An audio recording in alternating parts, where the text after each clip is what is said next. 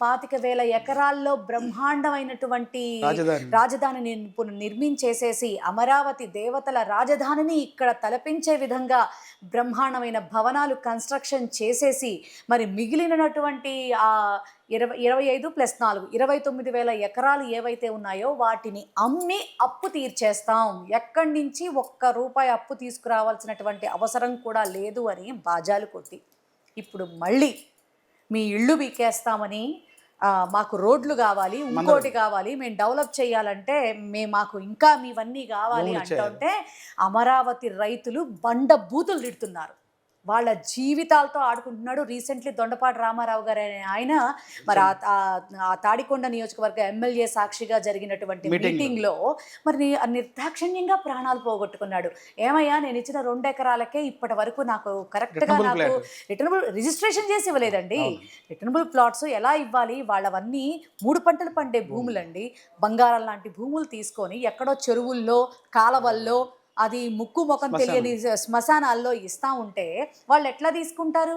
దాన్ని పోని డెవలప్ అన్నా చేసి ఇచ్చావా? అది లేదు ఇంతవరకు.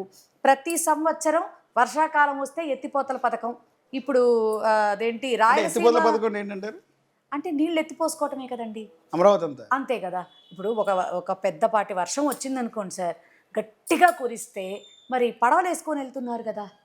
మరి పడవలు వేసుకొని వెళ్తున్నారు అంటే చిన్న సైజు చెరువులు అక్కడ తలపిస్తున్నాయనే కదా. మరి అవి ఎందుకు వెళ్ళమండి? ఎందుకు మా కళ్ళతో మేము చూడట్లేదు? వైసీపీకి కళ్ళు కనిపించట్లేదు, కళ్ళు కానీ తీసేయాలి అనేది కూటమి చెప్పుద్ది. పదే పదే అదే చెప్తున్నారని చెప్పండి. వాళ్ళ తెరలు అమరావతి రైతులు తొలగిస్తారు. ఇప్పుడు మేము మాట్లాడితే ఇలాగే మాట్లాడచ్చు, కానీ అమరావతి రైతులు మాట్లాడుతున్నారుగా. నా బొంద అక్కడ ఏముంది శ్మశానం తప్ప అని. గట్టిగా కట్టిన 4 బిల్డింగులు చూసుకునే నువ్వు ఇదైతే 5 సంవత్సరాల్లో 2 సంవత్సరాలు కరోనా పోయిన వితిన్ 3 ఇయర్స్లో విజయవాడే తీసుకోండి సార్, ద బెస్ట్ ఎగ్జాంపుల్ విజయవాడే తీసుకోండి. 19 to 24 మధ్యలో ఇక్కడ ఎవరు వరదల పాలు అవ్వకుండా రిటైనింగ్ వాల్ కట్టాడా? మా టైంలోనే కట్టి మా టైంలోనే ఓపెన్ చేసామా? రెండోది కనకదుర్గ ఫ్లైఓవర్ నీ టైంలో ఒక 70% కట్టావేమో, మిగిలిన 30% పూర్తి చేసి ఓపెన్ చేసింది మేమేనా? రెండోది బెంచ్ సర్కిల్ దగ్గర 2 ఫ్లైఓవర్లు కట్టాం, మేమే శంకుస్థాపన చేసాం, మేమే ఓపెన్ చేసాం. అవునా కాదా? ఈ రాష్ట్రానికి 1,104 ఇచ్చాం, 1,108 ఇచ్చాం స్వచ్ఛాంధ్ర ఇది కింద, కార్పొరేషన్ కింద. ఎన్ని చేసుంటాం మేము? ఉద్దానం కిడ్నీ సెంటర్ నువ్వు డిప్యూటీ సీఎం గారు మాట్లాడారంతే, మేము ఆచరణలో చేసి చూపించాం. వాళ్ళకి ఈ రోజున మంచినీళ్ళు ఇస్తున్నాం. అక్కడ ఎవరికైనా బాగోలేదు అంటే రీసెర్చ్ సెంటర్ కట్టాం మేము అక్కడ ఆల్మోస్ట్ అందరికీ చెప్పాం. అంతేకాకుండా 15,000 ఆర్బీకేలు కట్టాం. రైతులకి ఎంత అండదండలుగా నిలబడ్డాం. ప్రతి అసలు ఆ ఖరీఫ్ ఆ సీజన్స్ అంటారు కదండి, బియ్యం వేసే ఆ టైంకి వాళ్ళకి సబ్సిడీలు, ఇన్పుట్ సబ్సిడీలు టైంకి ఇచ్చాం మేము. రాజు ఆ టైంలో చాలా సంతోషంగా, రైతే రాజు అన్న పదం చాలా సంతోషంగా అక్కడ రైతులు ఎంజాయ్ చేశారు ఆ టైంలో. మేం కాదండి, రైతులు చెప్తా ఉన్నారు. జగన్మోహన్ రెడ్డి గారి టైంలో 20,000కు పైన పలికింది ఒక్కొక్క క్వింటాలు.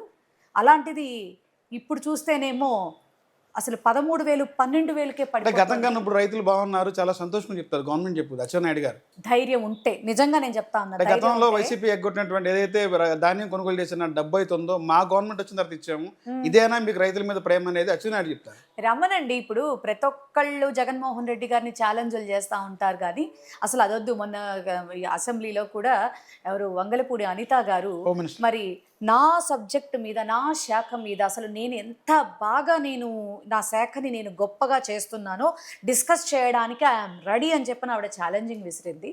నేను ఎంటైర్ మినిస్టర్స్, ఎందుకంటే మా జగన్మోహన్ రెడ్డి గారు అక్కర్లేదు, మా మాజీ మంత్రులు అవసరం లేదు, ఏం అవసరం లేదు. నేను డేటా తీసుకొని నేను వస్తాను. ఎవరు కూర్చుంటారో కూర్చోమనండి. ఏ శాఖ గురించి అయినా సరే ఆ శాఖ గురించి మేము మాట్లాడతాం. ల్యాండ్ ఆర్డర్ గురించి ఏం చెప్తారు? ల్యాండ్ ఆర్డర్ గురించి మాట్లాడితే మొన్న మండలిలో, శాసన మండలిలో ఇజ్రాయెల్ గారు మాట్లాడితే ల్యాండ్ ఆర్డర్ అస్తవ్యస్తంగా ఉంది, అంబటి రాంబాబు ఇంటి మీద ఆ రకంగా దారుణంగా దాడి చేస్తే పోలీస్ ఎక్కడనేది, నో పోలీస్ అనేది ఎమ్మెల్సీ గారు మాట్లాడారు.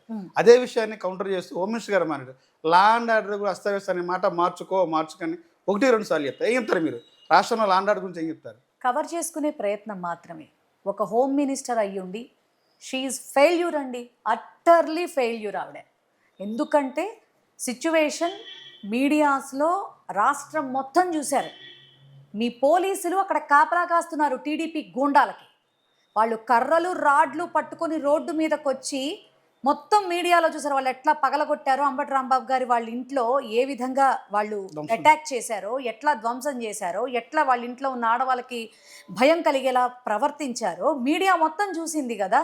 ఇంకా మీరు కప్పిపుచ్చుకునే ప్రయత్నం చేస్తున్నారంటే అసలు ఇదంతా తీసేయండి సార్. నిన్న ఒక పాప మదనపల్లి ఆ ఘటన ఎంత దారుణం సార్. ఆ వెధవ చచ్చాడు కాబట్టి వాడు బతికి బట్టగట్టాడు.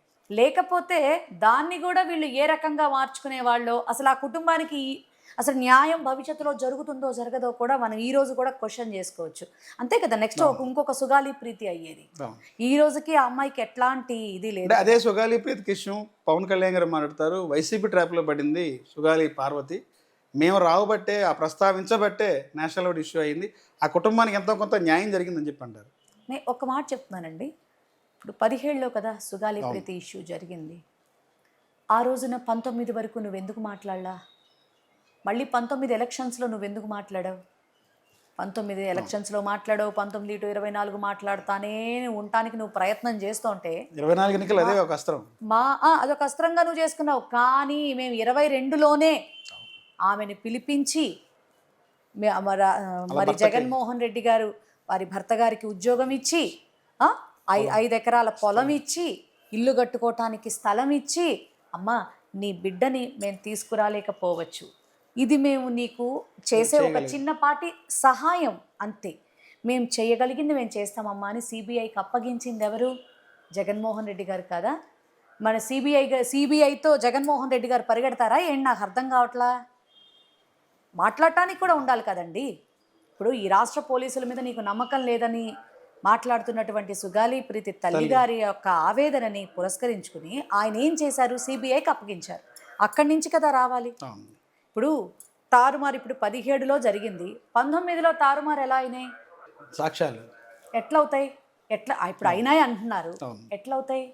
అదే డిపార్ట్మెంట్ అప్పుడున్నది వాళ్ళ అధికారులు, ఇప్పుడున్నది అదే డిపార్ట్మెంట్, అదే అధికారులు కదా. 19లోకి ఎట్లా తారుమారు అయినాయి? ఏదైనా కూడా వాళ్ళని కవర్ చేసుకోవటానికి, వాళ్ళని ఏమార్చుకోవటానికి, వాళ్ళ మీదకి ఏమీ రాకుండా చూసుకునేటటువంటి ప్రయత్నాలే. సరే ఇదంతా వద్దండి. అనిత గారిని స్ట్రైట్గా ఒక క్వశ్చన్ వేస్తున్నా. నువ్వు అధికారం చేపట్టిన తర్వాత మంత్రివర్యులుగా 36వ ర్యాంకుకి పోలీసు వ్యవస్థ ఎందుకు పడిపోయింది? దానికి సమాధానం చెప్పండి. ఫస్ట్ ఆఫ్ ఆల్ మా టైంలో 59 స్కర్చ్ అవార్డులు తీసుకున్నారు పోలీసు వారు. ఇండియాలోనే 2nd ర్యాంక్ సాధించింది పోలీస్ వ్యవస్థ. మేము కట్టుదిట్టంగా పరిపాలన చేశామా? మీరు చేస్తున్నారా?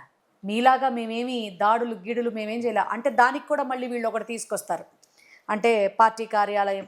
పార్టీ కార్యాలయంలో అప్పుడు మనుషులు ఎవరు లేరు. పార్టీ కార్యాలయాన్ని మాత్రమే, అది మీ ఉన్నాడు కదా పట్టాభి, నేను ఇలాగే చెప్తున్నానండి. ఎందుకంటే ఎవరిని గబుక్కుమని మాట్లాడకూడదు. కానీ అతన్ని ఎందుకంటానంటే ఒక ముఖ్యమంత్రిని పట్టుకుని, ఎందుకంటే నిన్న నోరు పారేసుకున్నటువంటి ఆ కిరాకార్పి గారు చాలా తెలివిగా క్షమాపణ చెప్పుకున్నాను అంటున్నాడు, కానీ వాడేం క్షమాపణ చెప్పలేదు. వాళ్ళకంటే మేమేం దారుణం కాదు.